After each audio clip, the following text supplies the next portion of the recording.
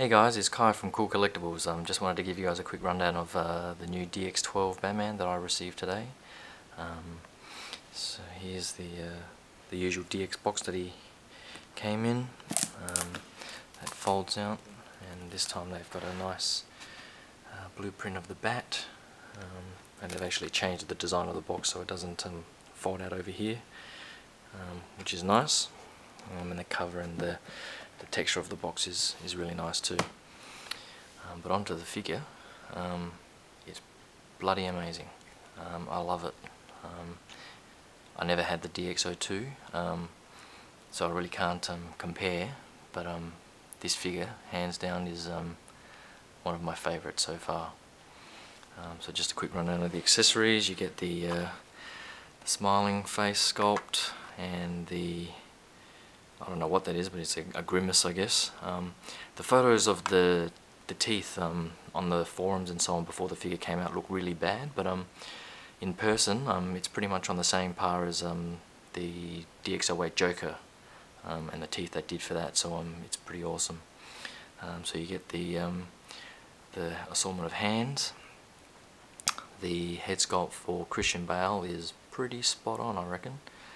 People also complain about soft sculpts and paint and whatever else, but I reckon the paint job and the likeness is pretty good. So I'm really happy with that option.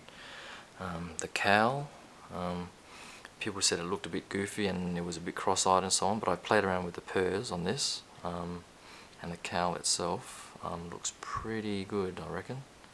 I don't really have any complaints at all for it. The purse is something a bit different from the other DX figures I've had. So you get a little tool like this and stick it in there and play around with it, and it seems to work pretty well.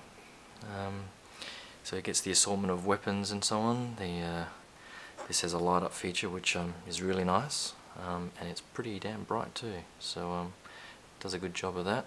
Except probably straight on it doesn't look so good, but at different angles it lights up pretty nicely. So that's a nice feature. And you get the sticky bomb gun, batarangs and the bombs and so on. You get two belts. I'll probably be using this one, which seems the most popular, and this one here is for the sticky bomb. And it's got magnets and so on that you can put those two pieces on. But onto the figure. And the suit is, I have no idea how they do it, but it is freaking amazing. It's got a fabric undersuit, and they've, in like the legs for example, they've glued the pieces on somehow. But these pieces here seem to be glued on also, but really flexible, and they sort of lift up and give it a lot of posability as well. And just a detail on pretty much all over his body is, I can't even explain how impressed I am with this particular figure. And probably the one thing I'm most impressed about that really surprised me is because I'm used to all the figures I've got so far are just normal pegs, this is actually magnetic, which I didn't know about, and I think is an awesome way of doing heads. So it gives you a lot of range of motion, and it's easy to take off.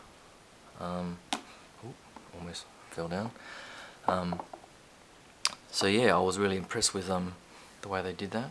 And the cape is a nice soft, I don't know, it's almost like a felt material, and it just clips in through holes on his shoulder with these clips. I realised that I was actually putting them in the wrong way. So once I put them in the right way, I'll post up some pics. And the stand is nicer than the usual stand you get, with this nice steps texture and the symbol. So I'll definitely be using that. And yeah, so there's not much more I can say. There's plenty of other reviews online that go into a lot of depth on screen accuracy and all that sort of stuff, but just in hand, I think it's an amazing figure, and I actually think it's a lot better than DX09 Batman, even though the '89 Batman is still my favourite movie, but this as a figure is just outstanding. So yeah, that's pretty much the quick rundown. Hope you guys like it. I'll post up some pics on the Cool Collectibles Facebook page shortly. So thanks again for watching, guys, and I'll talk to you guys soon. Bye.